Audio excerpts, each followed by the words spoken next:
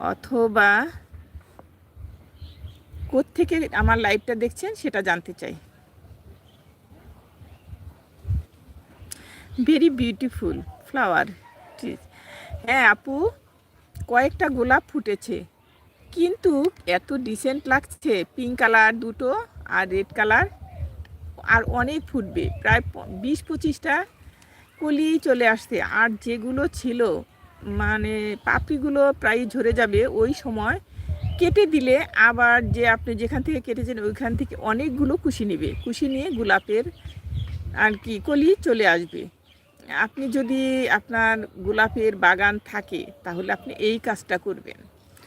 আর খোল ভিজানো, তারপরে হাড়ের গুঁড়ো, এগুলো যদি দেন তাহলে 12 মাস আপনার বাগানে গোলাপ থাকবেই, আর বিশাল বিশাল গোলাপ হবে।